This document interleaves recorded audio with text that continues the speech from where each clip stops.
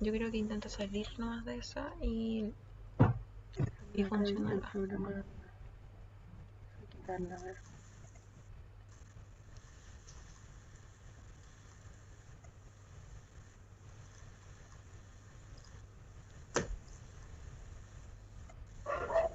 Ahí está. Sí, gracias. Esa. Jeje, ahora sí. Ahí Tengo está que bien el compartir. trabajo en equipo. ¿Y cómo lo hago esto? Ahora Compartir.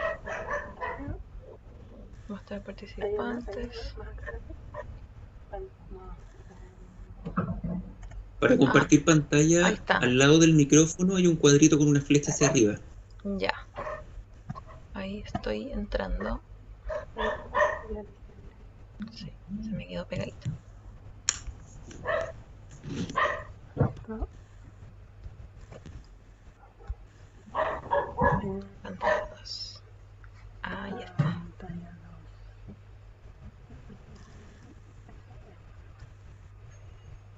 2. Ahí está. Pregunta si ellos ven. Ya. ¿Se ve Sí, bien se la ve presentación? perfecto. Sí, se ve perfecto. Sí. Ya. Se me desactivó el mouse. No importa, voy a ocupar. Ah, ya. Ya. Estamos bien ahí. Ya. Sí, se ve bien la presentación, ¿verdad? Sí, sí, Marcela, se ve perfecto. Sí. Ya, perfecto. Entonces, doy comienzo nomás. No, espera un segundito, por Ok. favor. Voy a comenzar con la grabación para que estén todos en conocimiento. Muy buenos días. Buenos Vamos a dar días. inicio a la presentación y defensa y examen de grado de la señorita Marcela Herrera Flores. Marcela, la comisión está conformada por tu profesora guía, la doctora Claudia López, como docente invitado a la escuela, el doctor José Castillo. Yo estoy como coordinador del área. Como tú bien sabes, tienes 20-25 minutos para hacernos la presentación de tu trabajo. Una vez que finalice esta primera parte, damos paso a una ronda de preguntas relacionadas con tu trabajo. Y una vez que finalicemos, pasamos de inmediato a la segunda parte, que corresponde al examen de grado propiamente tal, donde cada uno de los integrantes de la comisión, Marcela, te va a hacer una pregunta de alguna de las áreas de la carrera. En este caso, medicina y clínica animales de compañía y del deporte, salud pública y recursos naturales, y medicina de animales de producción.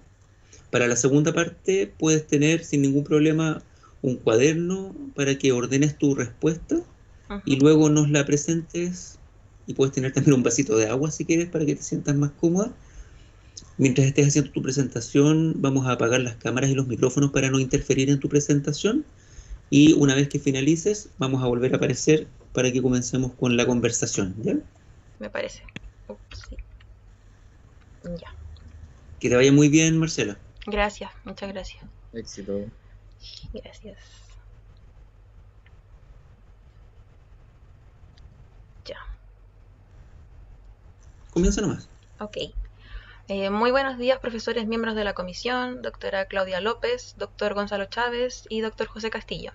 Les habla Marcela Herrera y estoy aquí hoy para presentarles lo que es la infección por SARS-CoV-2 en felinos domésticos, su rol como hospederos accidentales del virus y cómo afecta esto a la salud pública. Primero que todo, ¿qué es el SARS-CoV-2? El SARS-CoV-2 es el síndrome respiratorio agudo severo, o SARS-CoV por sus siglas en inglés, y es un virus perteneciente al género beta coronavirus, similar al SARS-1 y al MERS-CoV, los cuales son virus más patógenos dentro de la familia de los coronavirus que afectan a los humanos. Causa la enfermedad infecciosa conocida como COVID-19, emergida en China y diseminada a más de 100 países, causando la pandemia global en la que vivimos hoy en día.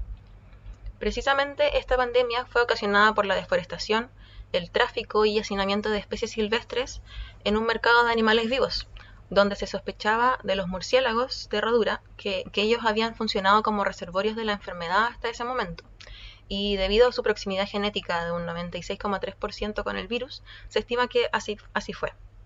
Sin embargo, la cepa presente en los murciélagos no se encontraba adaptada para los receptores EK2, y sumándole que estos pequeños mamíferos se encontraban en hibernación durante el primer brote, se sugirió mayores investigaciones, y estas revelaron un segundo mamífero en la cadena de transmisión, el pangolín malayo, el animal más traficado del mundo, cuya región RBD compartía los 5 aminoácidos claves con el SARS-CoV-2 para invadir las células humanas, mientras que el BAT-CoV solamente compartía uno de los 5, llevando a un consenso general sobre la mutación y transmisión del virus desde los murciélagos hacia el pangolín y desde este hacia los seres humanos. Aquí podemos ver al virus con su material genético ARN en el interior y las proteínas spike cubriendo la superficie. Este virus es liberado por vía aérea y sale a través de gotitas respiratorias, aterrizando en las mucosas faciales del nuevo huésped. Este se encuentra con los receptores específicos y las proteínas spike se acoplan. Estudios realizados desde el año pasado demostraron que el ECA2 corresponde al principal receptor del SARS-CoV-2, que en conjunto con otros receptores como la serinproteasa permiten la fijación, fusión y entrada del virus en la célula huésped, aprovechando su mecanismo sintetizador de proteínas para replicarse y salir a circulación. Además de estos receptores, existe también otro receptor celular capaz de unirse al SARS-CoV-2, y este es el receptor neuropilina 1, capaz de utilizar la actividad de las furinas, aumentando aún más la infectividad del virus. Este receptor está ampliamente distribuido en el epitelio respiratorio y olfatorio, con una expresión aún mayor en las células endoteliales y epiteliales de la cavidad nasal. El virus utiliza las vías respiratorias para la fase inicial y luego se propaga a otros órganos de los sistemas neuroendocrino, cardiovascular y renal principalmente para la fase tardía de la enfermedad. Ya luego de haber logrado una amplia distribución en los seres humanos, a través de estos el virus ha desarrollado la capacidad de infectar también a otras especies del reino animal, lo cual se conoce como una antropozoonosis o una transmisión humano-animal. Dentro de las especies que hemos visto más afectadas por la enfermedad se encuentran los felinos, que han sido contagiados por un contacto estrecho con humanos, como vimos que ocurrió en el zoológico de Nueva York con uno de los cuidadores y en algunos hogares alrededor del mundo. También hemos visto bisones y hurones que se han enfermado, ya que estos animales se hallan biológicamente y fisiológicamente más cerca de los humanos, una cualidad que las convierte en buenos modelos para investigaciones sobre enfermedades respiratorias. Y hablando de los bisones, en Dinamarca hubo un brote importante de la enfermedad COVID-19 en una granja de estos. Un trabajador se enfermó y fue naturalmente a trabajar como siempre, entró en contacto con los animales durante el manejo y el virus se traspasó desde él hacia los animales y se replicó en una gran cantidad de individuos. Y gracias a todos estos pasajes, el virus mutó y logró adquirir nuevamente un potencial zoonótico, llegando a enfermar a otro ser humano. Y esto puso en riesgo la eficacia de las vacunas que se encontraban en producción en ese momento, por lo cual las autoridades de Dinamarca debieron tomar la decisión de lamentablemente sacrificar a estos 17 millones de bisones para evitar el contagio en humanos con esta nueva cepa. Pero antes de que todo esto ocurriera, en noviembre del 2020, ya se estaba investigando la susceptibilidad y la transmisibilidad del virus en estas especies. En un estudio publicado por la revista Science y elaborado en el laboratorio de nivel 4 del Instituto de Investigaciones Veterinarias de Harbin en China, se tomaron 7 gatos y se inocularon por vía intranasal con una cepa proveniente de un paciente COVID positivo del primer brote. 2 gatos de este grupo se eutanasiaron en el día 3 y otros 2 en el día 6. Los 3 gatos que no serían eutanasiados aún fueron puestos en jaulas aisladas, con un gato sano en jaulas adyacentes a cada gato inoculado. O sea, en total habían 3 gatos expuestos y 3 gatos inoculados. El resultado de este estudio fue que 1 de cada 3 gatos expuestos fue capaz de enfermarse por vía aerógena y presentar lesiones histopatológicas relacionadas con la enfermedad. Y también mostró que todos los gatos inoculados presentaron ARN viral en las vías superiores, en las vías aéreas superiores e inferiores, y algunos incluso en el intestino delgado también. Además, se detectó virus infectivo en el epitelio nasal, en el paladar blando, en las tonsilas, en tráquea y pulmones de todos los gatos inoculados. Este mismo estudio, que se hizo en gatos subadultos de entre 6 a 9 meses, se replicó en gatos jóvenes, menores de 4 meses de edad, y los resultados revelaron lesiones masivas en el epitelio nasal, traqueal y pulmonar de los gatos, incluso muerte en algunos de ellos en el día 3. por lo cual se entiende que la susceptibilidad de estos animales es muy alta y el virus afecta más a animales con menor desarrollo inmunitario, siendo muy importante el control de la enfermedad en animales lactantes y en animales que estén en etapa reproductiva. Podemos aquí también evidenciar que la diferencia clave entre las especies de compañía en hogares y las especies utilizadas para la producción en granjas está en la cantidad de individuos que comparten un espacio determinado, lo cual si aumentara lo haría directamente junto a la capacidad de mutabilidad del virus, afectando aún más a la salud pública o amenazando aún más a la salud pública. Por lo tanto, es mucho menos probable que los gatos de un hogar común lleguen a transmitir la infección hacia los seres humanos bajo condiciones normales y manteniendo las medidas de bioseguridad impuestas por la OMS. Lo cual no quiere decir que dejemos de lado a esta especie en la vigilancia de la enfermedad y en el control de esta para evitar la diseminación hacia los seres humanos, siendo aún más exigentes en refugios y criaderos de gatos, y de hurones también, para evitar lidiar después con la incertidumbre de la enfermedad. Anthony Trilla dijo: la salud pública siempre ha sido la cenicienta del sistema sanitario, lo cual nos quiere decir que si no tenemos un enfoque de sanidad más preventiva, tendremos muchos enfermos más saturando los hospitales humanos y veterinarios. Así que para otorgar mayor bioseguridad a la comunidad, es necesario presentar un plan de salud pública que sea audaz y que sea capaz de realizar acciones poco comunes sin tener miedo a las dificultades que se puedan presentar, como por ejemplo, evitar el hacinamiento de especies humanos y animales en casas, lo cual quiere decir no fiestas, no reuniones clandestinas. También algo muy importante es esterilizar a los animales para disminuir la sobrepoblación de estos animales domésticos en las calles y en los refugios sobre todo, que es donde más se aglomeran. Usar mascarilla también si estás enfermo o si has estado expuesto a personas y animales que lo puedan estar. El lavado de manos, sobre todo después de manipular cualquier secreción o después de eliminar desechos biológicos, también es muy importante. Y algo también que ayudaría mucho y que se ha visto súper poco es la implementación de arcos sanitarios y puntos de higienización para las personas. Eso también es súper importante aplicarlo en las calles, en las entradas de las ferias, supermercados, plazas públicas, bancos, clínicas y hospitales. Y para esto se requiere una voluntad política valerosa. Esperando que este estudio sobre la susceptibilidad e impacto de los felinos domésticos en la ruta de infección haya logrado aclarar algunas dudas sobre la enfermedad e incentive a nuevos investigadores a ahondar más en el comportamiento del virus en animales de compañía. Muchas gracias por su atención y quedo atenta a sus preguntas. Muchas gracias, Marcela.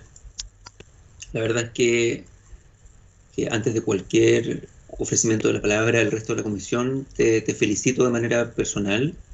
Una muy buena presentación, visualmente muy atractiva, una presentación sólida, conocimientos muy claros. Estoy convencido de que es un material educativo que hay que sacarle provecho. Es un documento que hay que compartir con el resto de los estudiantes, con los docentes, con la comunidad. Yo creo que da para mucho el trabajo que realizaste. Te felicito. Muy bien. Gracias. Las diapositivas te tengo que preguntar si las diseñaste tú o la... No, ahí tuve te asistencia gráfica profesional para eso porque quería transmitir No, correctamente sí, todo. Se nota, o sea, te felicito, Marcela, se nota una preocupación, valió la pena el esfuerzo, muy bien, te felicito. Gracias, muchas gracias. Bien, ofrezco la palabra al doctor José Castillo. Hola Marcela, sin duda me sumo a las palabras del doctor Chávez.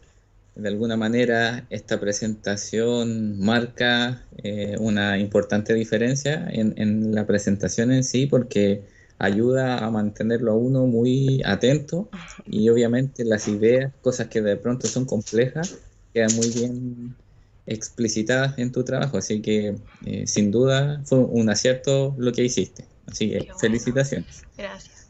Mira, en lo referente a tu trabajo, leyendo el escrito y la presentación, siento que hay pocas cosas que podrían quedar como en duda, porque está bien redondo en sí el trabajo. Entonces, me gustaría, primero, si me pudieses contar acerca de esto que tiene que ver con el mercado de animales vivos y por qué de alguna manera este pangolín podría ser clave en el proceso, dada la condición que mencionaste, que es un animal muy traficado? Ujú. Bueno, en estos mercados de animales vivos existe una condensación de varias especies y un hacinamiento también importante que genera estrés y un acercamiento entre los agentes que tiene cada especie. Y justamente en el caso del pangolín, que es un animal muy eh, explotado por sus propiedades medicinales en la medicina china tradicional, eh, se hizo mucho más fácil la posibilidad de que tuviera contacto con más personas. Y debido a que los murciélagos también estaban dentro del mercado, pero no estaban activos en ese momento, y además que también la similitud en la genética del receptor eh, impedía que este fuera el huésped que diseminó la enfermedad directamente hacia los humanos. Esto sugería que había alguien más entre medio. Eh, y los estudios demostraron que el pangolín era lo más cercano al virus que se podía demostrar en este momento. Y hasta el momento no han habido ningún otro animal que haya demostrado más similitud que ese. Oye, y respecto a esto que tú comentas, ¿el pangolín de alguna manera tiene características como especie de consumo o hay algún elemento en él que se utilice o se comercialice más, dada Claro, este concepto de la medicina tradicional china? ajá, existe un potencial medicinal en las escamas del pangolín que se utilizan con fines para enfermedades respiratorias, sobre todo también. Y también la carne del pangolín se trafica porque, o sea, no se trafica, sino que se vende más que nada porque se considera un manjar. O sea, es algo muy preciado para ellos, entonces es un animal que realmente aporta muchas cosas beneficiosas y por eso es que se explota tanto. Llega a ser anecdótico que si tiene propiedades desde el punto de vista para el sistema respiratorio, Claro, haya contribuido a un severo daño en el sistema claro. respiratorio. Ujú, Oye, Marcela, lo otro que te quería preguntar, y esto es de alguna manera como una opinión profesional, ujú, dada esta posibilidad que existe entre especies, ¿no es cierto?, que son domésticas, en el caso del hurón una especie exótica, pero ujú. Pero que ya asociada han sido al rubro domesticados. de las mascotas pet, ¿no es cierto?, y Ujú, exótica. Eh, si tú ocuparas un cargo, como por ejemplo la presidencia del Colegio Médico Veterinario, ujú. ¿harías un comunicado o de alguna manera explicarías este posible riesgo asociado a nuestras mascotas? Y lo otro, considerando un poco la situación actual de que a lo mejor una alarma o no podría encender aún más como la preocupación por cómo se está desarrollando la pandemia principalmente en Chile. Igual un poco delicado el tema, pero definitivamente optaría por informar más a las personas, independiente de si eso genera alarma o no. Intentaría hacerlo de una forma menos alarmante, o sea, algo que sea más informativo y también descartar al tiro eh, la posibilidad de que si una persona mantiene medidas de bioseguridad básicas que todos conocemos, eh, al tiro descartar la posibilidad de que el virus podría mutar a una persona, porque si es un animal que esté en la familia, es muy difícil que el virus llegue a mutar si es que es un solo animal en el que se está reproduciendo. Entonces intentaría irme como por ese lado de educar a la gente, hacer algo informativo para la televisión, yo creo más que nada, porque la gente hoy en día como está encerrada en sus casas, de lo que más se confía es de lo que sale en la noticia. Entonces intentaría como asociarme a eso para poder llegar más a las personas. Claro, te lo preguntaba más que nada porque en algunos momentos del Ujú, inicio de esta pandemia se reportaron algunas noticias que incluso en ciertos países habían sacrificado animales, los claro. lanzaban desde Sí, no, eso es altura algo que yo considerable. intentaba como desestigmatizar en esta presentación para que la gente le quede claro que un animal por sí solo no va a llegar a infectar a su familia y que depende de mucho de la preocupación de ellos para brindar salud a su familia. Ok, Marcela, muchas gracias. Y no sé si estás al tanto, pero hace muy poco Ujú. hubo un caso en Estados Unidos respecto a un parque como de esto es como SeaWorld, algo así, ¿Ya? y de pronto nutrias Ujú. adquirieron la condición de la La enfermedad. enfermedad. Por ende, se puso en Mm, alerta también al personal que trabaja claro. directamente con ellos. No tenía mucha información, pero me imagino que las nutrias son animales familiares de los mustélidos, así que me imagino que por ahí va la cosa con su susceptibilidad hacia el virus. Ok, Marcela, Ujú. muchas gracias. Ya, gracias. Claro, no son familiares de los mustélidos, son Son mustélidos. mustélidos, me lo imagino. ¿Cierto? Marcela, Ujú. quisiese pedir tu autorización para que la grabación de tu presentación la utilice como material académico en una primera instancia para la asignatura de proyecto de memoria. ¿Me Sí, no hay autorizas? problema. Sí, sí, por supuesto que sí. Y lo segundo que quería solicitarte es si una vez que ya descanses después de tu examen de grado, Ujú, mediodía, al día siguiente pudieses generar un infograma para ujú, publicar en el Instagram del Observatorio de Tenencia Responsable y Vínculo Humano Animal que coordino, ujú. para precisamente cumplir lo que estabas diciendo recién, que es ayudar en la educación de la población. Sí, por supuesto, no tendría ningún problema y además sería un gran honor poder participar de eso. ¿Cierto? Yo creo que sería una buena oportunidad de informar a Sí, partir de lo que estamos discutiendo. Excelente, muchas principalmente, gracias. sí. Oye, para continuar lo que estabas discutiendo con el doctor José Ujú, Castillo, eh, hay un tema más que sociocultural,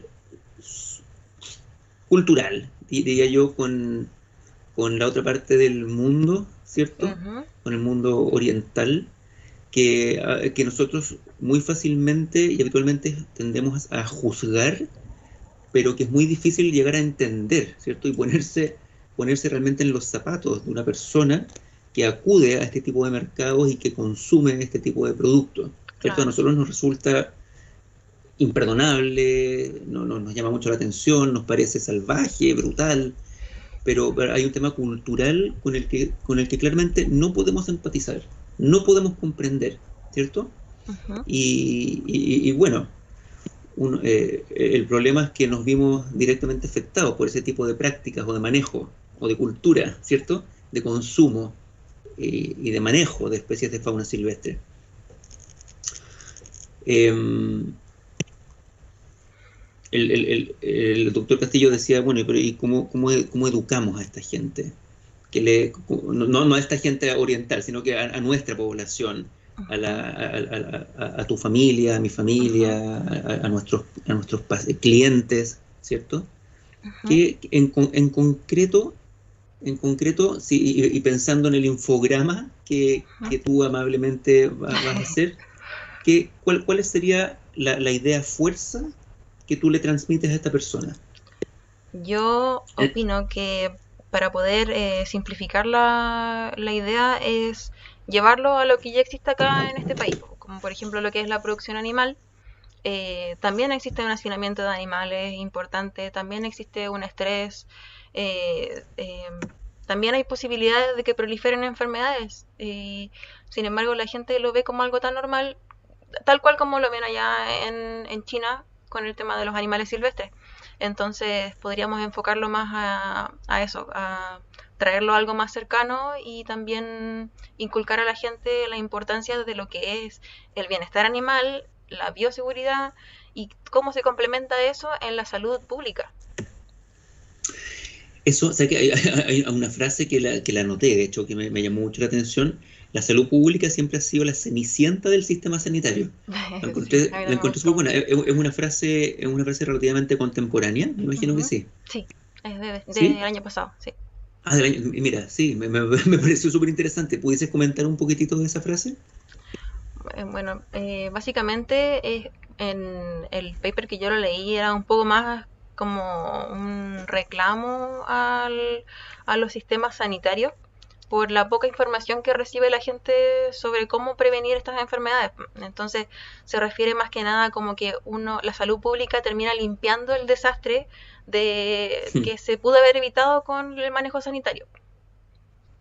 Eso Sí, básicamente. es súper potente esa frase en realidad y es súper cierta, por supuesto. Yo creo que nadie podría decir lo contrario. Sí. Y la importancia y la relevancia que tiene el concepto de una salud, que aunque no es un concepto necesariamente nuevo, Ujú. no ha logrado, creo yo, la relevancia que debiese tener, no por nuestro Claro. lado, sino que por el lado de la medicina humana. Claro. Yo creo que no han logrado comprender. No sé si estás de acuerdo conmigo. Sí, pues desde que existe la sociedad que existe el concepto de una salud, porque somos todos partes de la misma comunidad, al fin y al cabo, o sea, diferentes localizaciones, pero todos se juntan, todo se transmite también, así que es muy importante para nosotros como médicos veterinarios de ahora que se nos ha dado más fuerza en este asunto, inculcar a la gente que la sanidad mundial es para todos, o sea, mientras más cuidado tengamos, más fácil va a ser prevenir estas cosas, prevenir estas pandemias que ya hemos vivido ya varias, entonces no podemos decir que es algo tan nuevo que está pasando. Ujú.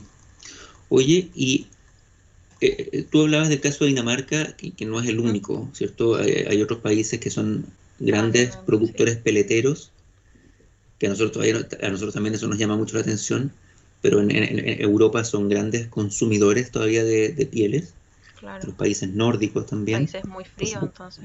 con mayor razón. Ujú. No sé si con mayor razón, pero son grandes consumidores de pieles. Podría evitar. ¿Qué hacen con 17 millones de animales muertos? Ujú. O sea, como nos enseñaron a nosotros, los sacrificios sanitarios se llevan a cabo eliminando todos los restos de los animales, ya sea enterrándolos con cal o incinerándolos. Yo creo que con 17 millones de animales no queda otra opción más que incinerarlos a todos. Sí, imagínate, me puedo imaginar el volumen de animales Sí, de riesgo biológico en el fondo, es ¿cierto? Eso realmente impactante. generaría un desbalance, un riesgo sanitario en cualquier parte del mundo, Claro. ¿no es cierto? Imagínate 17 millones de cuerpos en descomposición. No Sí, serviría de nada sacarlos de un lugar si los vamos a dejar en otro lugar. sí, yo creo que ahí el tema de los protocolos de eliminación de estos animales es un tema de investigación por sí solo. Claro. No sé si te acuerdas otros países donde también hubo eliminaciones masivas de animales. Acá en Chile. En Chile cuando fue el brote de fiebre aftosa me parece que fue. Sí. Sí, tienes Ujú, toda la razón. ujú. Tienes toda la razón. Me Pero se refiero, refiere como referente al COVID. por el COVID. No, la verdad no sé de otros países. Estuve leyendo que hubieron 5 países más donde también descubrieron brotes de COVID en otros mustélidos, pero Sí, sí. no pude indagar más de eso. Ujú. Sí, que si mal no recuerdo, también creo que en Francia hubo también una Un sacrificio una sanitario. eliminación masiva. Sí. Ya, pero no, Perdón, está bien. Doc, Sí, no sí. sé si puedo opinar en este momento. Sí, por supuesto. Que como usted hizo esa pregunta, ¿hacia dónde apuntaría? No sé si la pregunta iba dirigida de pronto a caniles y a gaterías. ¿Eso era como lo que pensó usted o no? ¿En qué sentido, disculpa? De dónde se harían como estos manejos y dónde se apuntaría un poco el tema del concepto que mencionaba Marcela de hacer un comunicado o resguardar un poco Ah, no solamente planteles de producción animal, sino que Claro, no lugares donde solamente esos se hacen lugares, estos sino que animales. también muchos lugares donde se juntan animales, pues, son como tiendas de mascotas, que generalmente son lugares que no están administrados por profesionales de la salud, entonces fácilmente se pueden prestar para esas cosas. sí. Mira, es un buen punto, no lo había pensado, sí, pero tienes toda la razón. Pensando un poco en lo que hablaba de la capacidad de mutación, ¿cierto? Cuando tenemos grandes masas de animales, claro, y efectivamente eso se da, y más aún en nuestro medio, en los albergues, Más aún en nuestro país, en- que existen tantos y más animales aún en nuestro país. callejeros. Sí. Mira, eso es sí, tienes toda la razón, es una buena observación, porque claro, a lo mejor el riesgo de contagio en la casa donde uno tiene tres o cuatro gatos, a lo mejor tiende a lo mínimo o imposible, Claro. tiende, porque en biología nunca se va a poder decir Claro, depende absolutamente, también de múltiples factores ambientales, de la gente, del pero hospedero, todo. exacto, pero el panorama podría ser distinto en los albergues, donde tenemos animales que pueden estar inmunológicamente comprometidos Claro. la mayor parte del tiempo, que Ujú. están estresados. De A repente lo mejor personas también que puedan estar inmunocomprometidas. ahí el riesgo pudiese ser distinto. Sí, fíjate, es una buena observación, y no lo sé, pero quizás a partir de lo que conversaste, el riesgo de mutación podría ser mayor. Claro. Una buena observación. Mm. Doctora López. Aquí estoy.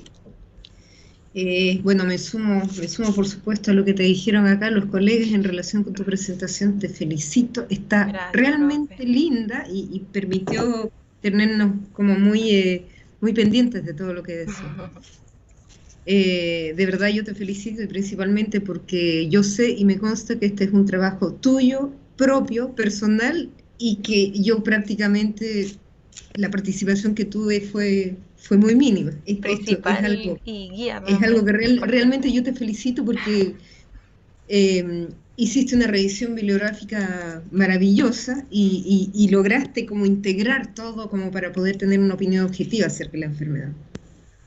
Mira, yo te voy a preguntar cosas que guardan relación más bien con el formato de tu tesis Ujú. y también te voy a preguntar algo que guarda relación con una pregunta de criterio principalmente. Ujú. No sé si soy yo, pero como que me dio la impresión que dentro de la estructura de tu tesis hay algún pequeño error en lo que es el método científico. ¿Cuáles fueron Ujú. las conclusiones de tu tesis, Marce? Las conclusiones de mi tesis. Sí. La afectación a la salud pública que podía llegar a generarse si es que esto se descontrola. Más que nada, aportar a la contención de la enfermedad, frenar la enfermedad lo antes posible para evitar que vayan a haber brotes como los que han habido en otros países. Claro, pero tú sabes que las conclusiones tienen que enmarcarse en un contexto que tienen que responder a los objetivos generales y específicos. Claro, que Y me en mi falta caso esa era... parte en tu tesis. ¿Cuáles son los objetivos generales y específicos? Porque mira, Ajá, tienes una revisión bibliográfica maravillosa y ujú. tienes unos resultados y discusión totalmente, pero integrales, con un manejo, pero acabado de la enfermedad. Pero me faltan esas dos patitas en tu tesis. Bueno, Objetivos mi generales y objetivo específicos y las general, conclusiones del trabajo. sí, era poder evaluar la posibilidad de que si los humanos se podían enfermar de COVID a partir de los felinos domésticos. Y mis objetivos generales eran, específicos eran desglosar los casos, eh, evaluar la enfermedad en los animales, la fisiopatología de la Es que enfermedad no en los está en el animales. escrito de tu tesis, Claro. por eso te lo Ujú. consultaba. Sí. Entonces, como Ya, conclusión realmente sería que las personas no pueden enfermarse a partir de los felinos domésticos de COVID-19. ya. Mira, después lo vemos, porque tal como te digo, en el último escrito que tú mandaste, Ujú. faltaban objetivos generales, objetivos específicos, conclusiones de la tesis, así como en ¿Faltaba? punteo. ¿Entiendes tú? Sí, en el último escrito no estaban. Por lo menos el Ah, que yo quizá me recibí, no sé equivoqué de si lo archivo, puede haber sido. recibiste. Bueno, ahí lo Sí, revisamos. Mira, ahí yo lo voy a ver. eh, en todo caso, Marce, muy buena la información que hay dentro de tu tesis. Mira, Gracias. quería hacerte una pregunta, que es una Ujú, pregunta que guarda relación con los felinos propiamente tal. ujú. Tú sabes que en esta enfermedad lo que nos pasó fue que al principio como que le bajamos un poco el perfil. ¿Te acuerdas tú en la Ujú. época donde no nos contagiábamos por vía aerógena? Entonces no Claro. era necesaria la mascarilla. Ujú. Y después parece, no, sí parece que en realidad sí nos contagiamos por vía erógena. Y después, finalmente, los Ujú. científicos a nivel mundial llegaron a la conclusión que mejor no decir nada porque parece que todavía no sabemos ni conocemos muy bien los mecanismos de transmisión. En algún momento se dijo, no, esto no puede pasar a animales domésticos, hasta que empezaron a aparecer los casos en felinos. Entonces, evidentemente, hay mucha cautela hoy en día para poder hacer afirmaciones así como categóricas en relación con el comportamiento del virus. Claro. Entonces, en este sentido te quería hacer la siguiente consulta. Mira, coronavirus es uno de los virus que presenta en la naturaleza mayor cantidad de mutaciones. Y además es uno de los virus que presenta mayor cantidad de adaptaciones a distintas especies. De hecho, como virus, en conjunto con morbillivirus, ha sido como el virus que ha presentado mayor salto interespecie durante, digamos, todo lo que es el desarrollo de esta enfermedad y de otras enfermedades. Entonces, ¿cómo harías tú para defender tu posición? Si alguien te dice, a ver, tú garantizas, por ejemplo, de que el gato no es tan peligroso para el humano en caso de que se tomen bien las medidas de bioseguridad. Claro. Ese es como lo que categóricamente tú eres, uno dice, y de hecho por todo lo que tú dijiste, es así. Entonces, ¿qué pasa si yo te digo ya? Pero si ya se demostró antropozoonosis en los gatos, porque se contagiaron de humanos, ¿cuáles son los argumentos científicos que tú me darías para convencerme a mí que ese virus que llegó al gato y que ya murió no se convirtió más peligroso aún para el dueño con quien convive?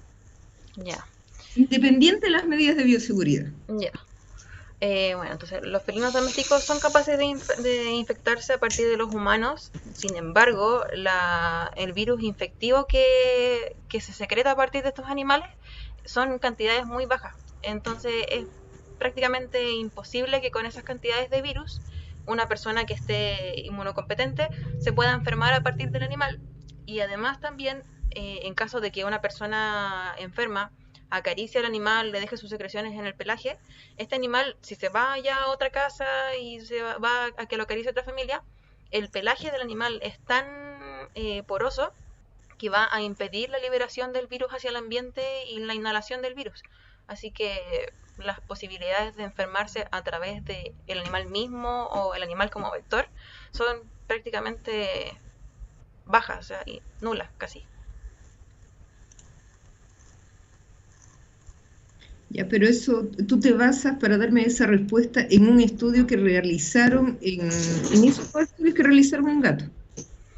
Sí, se han hecho estudios en los gatos para saber si es que pueden transmitir la enfermedad de esa forma, pero no puedo recordar en este momento. Perfecto. ¿Y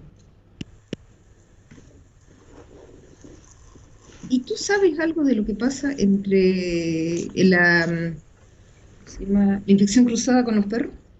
En la infección cruzada con los perros, Sí. a partir de los seres humanos, ¿cierto? Porque no pueden enfermarse por otra De forma. los seres humanos, claro. Claro, sí. En el estudio de susceptibilidad que se hizo, también se estudiaron perros y en los perros no existe transmisión vía aerógena entre esa misma especie, pero sí pueden enfermar de la enfermedad de una forma mucho más leve que los gatos y que los hurones. Y también las posibilidades de que el perro se enferme de forma mortal a partir de la enfermedad COVID son prácticamente nulas. Los casos que han habido de perros que han muerto han sido casos fortuitos donde el animal ya estaba en vías terminales de una enfermedad de base y además se contagió de virus, entonces se detectó el virus justo en el momento en el que el animal estaba a punto de morir. Pero no quiere decir que el animal haya muerto por causas del virus, porque las lesiones que presentaba estaban relacionadas con la enfermedad que tenía, no con el virus que portaba. Perfecto. ¿Sabes? A mí lo que me preocupa un poco de esta enfermedad, en Chile particularmente, es el tema de que ya se demostró la antropozoonosis hacia los gatos propiamente tal. Claro. Y acá nosotros tenemos la costumbre de que, a pesar de que lo más conveniente es que los gatos sean indoor, la mayoría de los hogares en Chile permiten que los gatos salgan a pasear para que no se aburran en la casa. Claro, sí. Lo cual hace que estén que haya una alta prevalencia de enfermedades como virus de inmunodeficiencia felina, virus de la leucemia felina, por ejemplo, anemia infecciosa felina también, lo cual hace como que lo que yo pienso, no sé si estás de acuerdo conmigo, es como que no existe una condición sanitaria como óptima en los gatos, como para garantizar de que si eventualmente alguno se llegara a infectar de SARS-CoV-2, no podría transmitir la infección a otras especies o al humano. Claro, sí. Por eso es que yo quería darle tanto énfasis a la bioseguridad, porque la tenencia responsable también es una medida de bioseguridad eficaz que podríamos utilizar, pero que en nuestro país no se ha implementado de la forma apropiada para que la gente la aplique. O sea, la ley de tenencia responsable, yo la leí y en ninguna parte explica por qué es importante que los animales sean resguardados de esa forma. Y claro, también entre discusiones con personas ha sido muy difícil hacerlos entender por qué los animales realmente debieran, los felinos sobre todo, debieran tener su espacio definido dentro de la casa. O sea, si quieren salir, que tengan un patio cerrado para ellos, no que anden de casa en casa o de techo en techo, porque eso se presta para muchas más enfermedades, no solamente el coronavirus. Claro. Y última pregunta, Marce. ¿Cuál piensas tú que ha sido la diferencia fundamental en esta pandemia propiamente tal, que ha hecho que la enfermedad siga presente en el mundo y siga expandiéndose potencialmente y logarítmicamente entre los distintos países? ¿Por qué nosotros como médicos veterinarios somos capaces de controlar un brote en cualquier animal y por qué la población humana no logró controlar esta enfermedad? ¿Por qué se diseminó tanto en el mundo? Yo creo que eso definitivamente está es causa de la falta de puntos de control. A nosotros nos enseñan mucho eso, de que si controlamos en distintos lugares importantes la cadena de contagio de una enfermedad, la vamos a frenar definitivamente. Entonces, el tema de cerrar las fronteras acá fue algo que retrasó mucho la disminución de la curva de contagio, porque siguen entrando gente enferma, también animales que pueden estar saliendo o entrando, fronteras de animales que están en pastoreo incluso también, personas que entran y salen. Entonces, más que nada son los puntos de control los que han ido fallando para poder terminar ya con la enfermedad.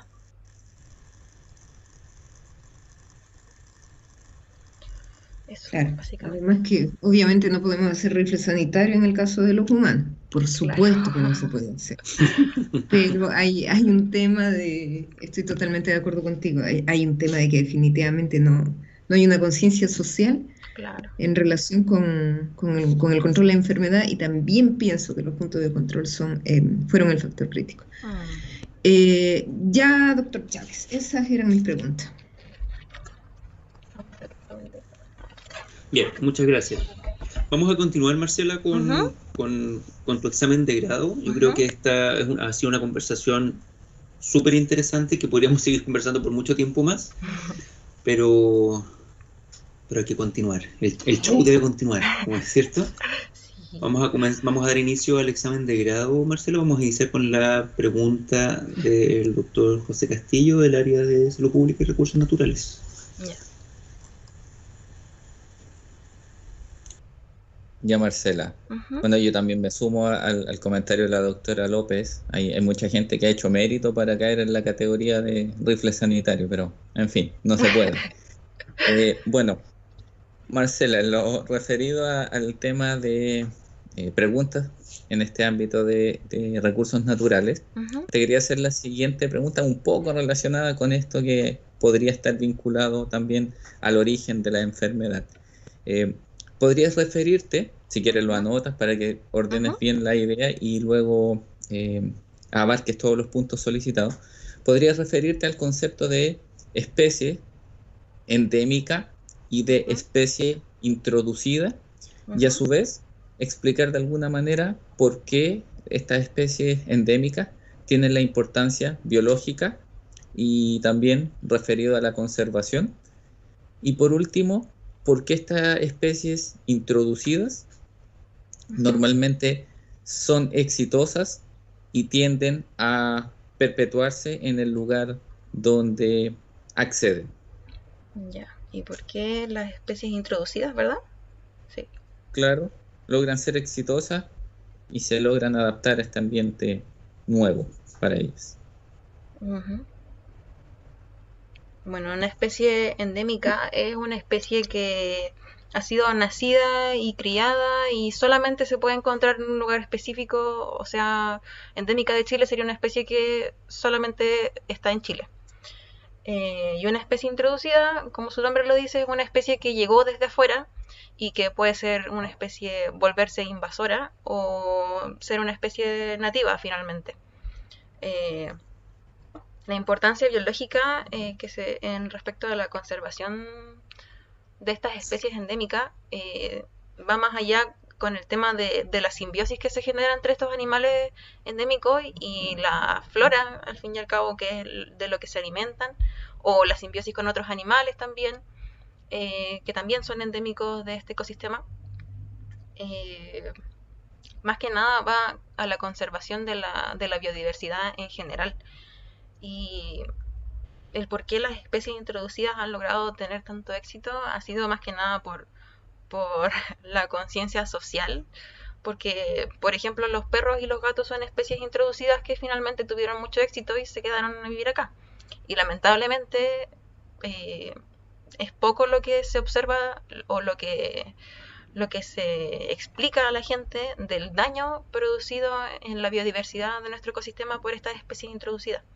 O sea, aprendemos a vivir con ellos, son tiernos, hermosos, maravillosos, entonces decimos que se queden nomás. Pero la gente tiene que entender también de que si uno quiere que estas especies introducidas se queden, tenemos que proteger también a las especies endémicas de estos invasores, al fin y al cabo. Porque si no, lo que van a generar va a ser un desplazamiento de especies y un desequilibrio en la biodiversidad.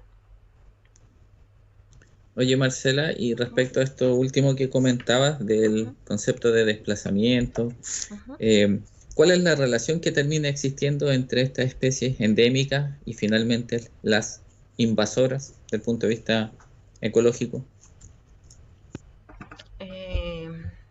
No puedo recordar la palabra en este momento. Termina siendo como un efecto antagónico entre ambas especies, porque una desplaza a la otra, o una le quita el alimento a la otra, o una se come a la otra. Entonces, al final, la relación que generan es un desbalance en el ecosistema. ¿Te acuerdas del concepto de las cadenas tróficas? Sí. Bueno, de alguna manera, redondeando tu respuesta, tienes que pensar que las especies invasoras pueden desplazar, y no solamente desplazar, sino que también depredar y puntualmente incluso extinguir localmente especies que son importantes para estas cadenas y por ende la afectación de un mayor número de especies. Súper importante eso. Muchas gracias, Marcela. Gracias, doctor.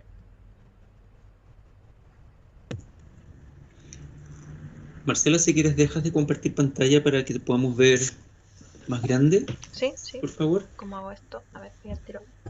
Ah, sí, en el cuadrito blanco, el mismo que apretaste con la flecha hacia arriba para compartir, ahora sale con una cruz. Aprieta el cuadrito nomás. Ya. O ahí le dices a tu asesora de imagen que te ayude. Ahí, eso. Ahí está. Ahí está. Que hace tiempo que no tengo clase. Listo. Mira, déjame decirte que como médico veterinario no vas a dejar nunca de estudiar y de tener clases. Sí, es a lo que aspiro. Muy bien. Continuamos con la pregunta de medicina, animales de compañía y del deporte con la doctora Claudia López.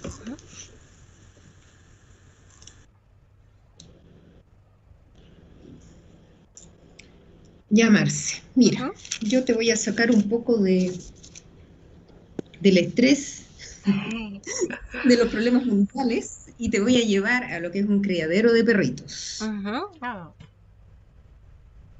Ya, mira, tú como médico veterinario Ujú. te llaman de un criadero de perros y te solicitan que por favor hagas un asesoramiento en el manejo sanitario. Ya. Entonces, considera que dentro como es un criadero, no Ujú. no es, a ver, es criadero, no es refugio, Ujú. Sí. por si acaso. Estamos hablando de criadero, no de refugio. Yes.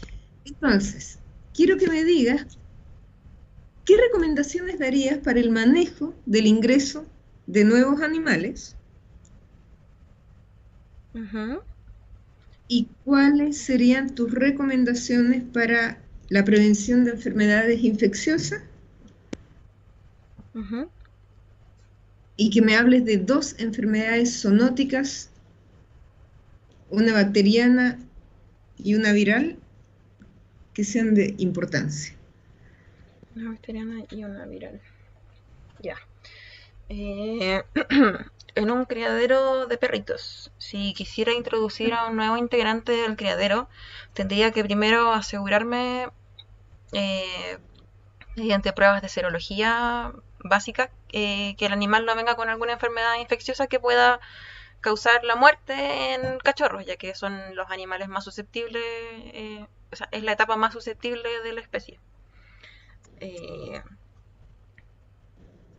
Enfermedades infecciosas que pueden transmitirse serían...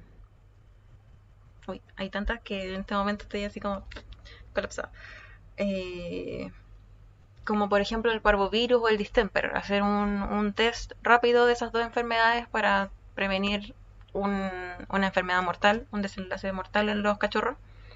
Eh, Aconsejaría también tener el estado sanitario del cachorro que va a ingresar completamente al día y el de los cachorros que ya están adentro también, con sus vacunaciones a la fecha correspondiente y desparasitaciones también, internas y externas.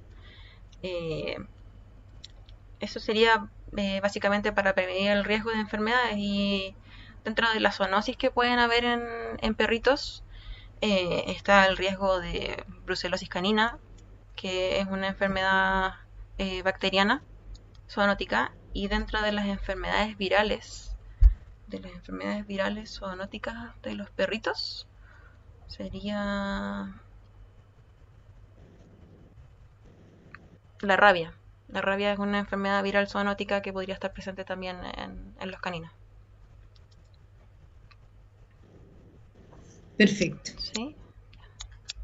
Ya, mira, ¿Sí? me faltó un detalle, Marcel. Aparte de ser, a ver, cuando tú ingresas a un grupo de, por ejemplo, pensemos que es un criadero de animalitos que están inscritos en el Kennel Club, donde hay campeones a nivel internacional, pero justo los reproductores, hay que hacer como un recambio de reproductores, porque ya están muy viejitos. Ujú. Entonces ingresan nuevos animales. A eso me refiero, no que llega uno, sino que llegan, por decirte, 5 perros. Mm.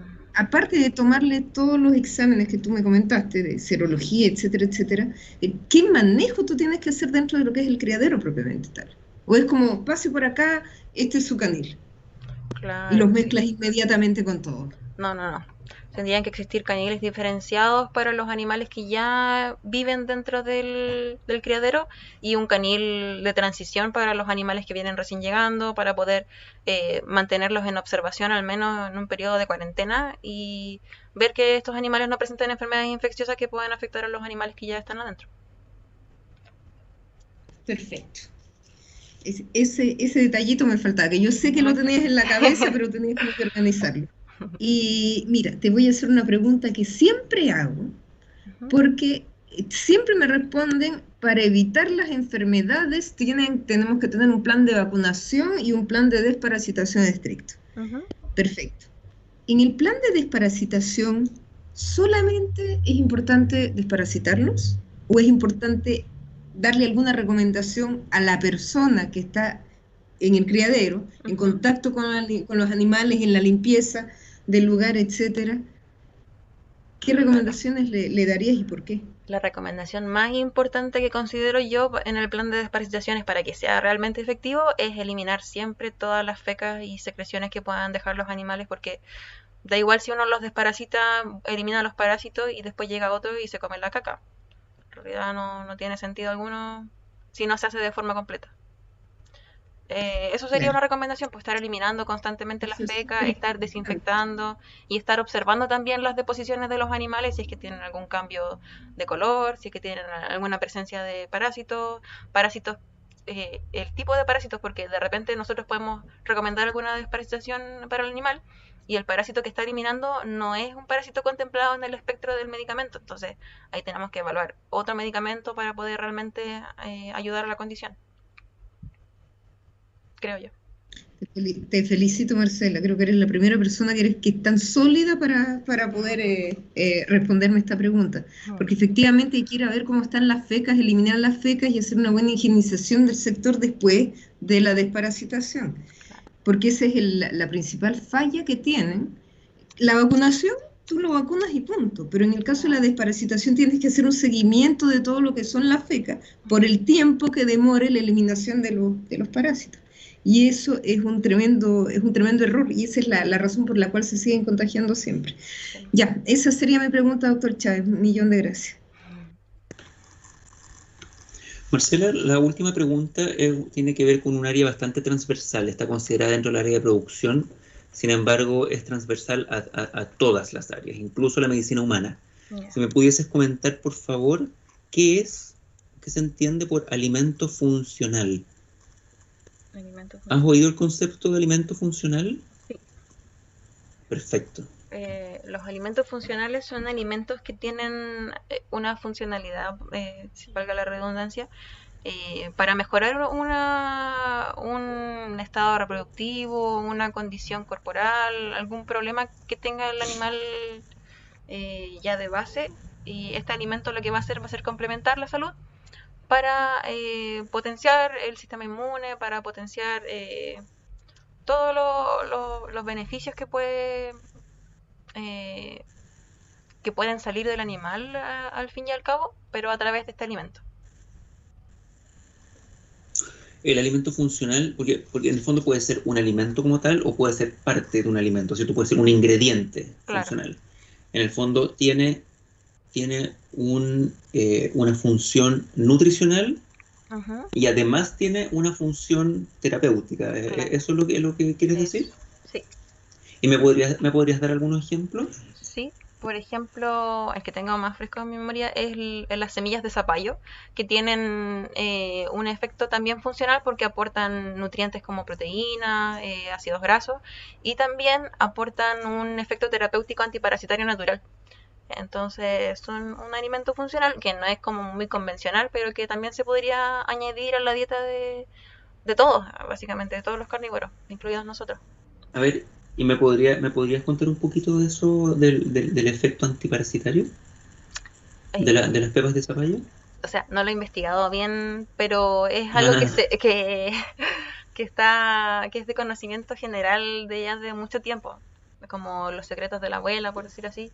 Y no es como que tenga un efecto terapéutico como tal la semilla, si yo la administro va a funcionar como un antiparasitario, sino que va a ayudar a eliminar estos parásitos, pero todo dependiendo de la cantidad, de la constancia también en que se utilice.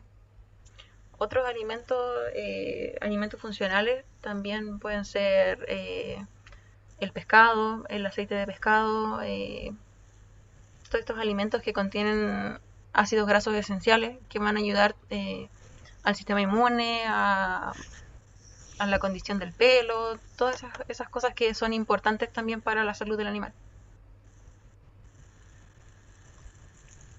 Ya, eso, porque en el fondo el pescado es En el fondo, claro, el pescado es el alimento y el pescado tiene componentes que son que pueden ser considerados como ingredientes funcionales, ¿cierto? O moléculas que pueden ser funcionales, como por ejemplo los omegas, ¿cierto? Claro. El omega 3, el omega 6. Ya, perfecto. Yo no tengo más preguntas. Doctora Claudia López, doctor José Castillo, ¿más preguntas? No, solamente complementar que el compuesto que se atribuye como propiedades antihelmínticas es la fitosterolina. Fitosterolina. De la semilla o pepa del zapallo. Ah, genial, gracias. Gracias José, claro, ya, perfecto.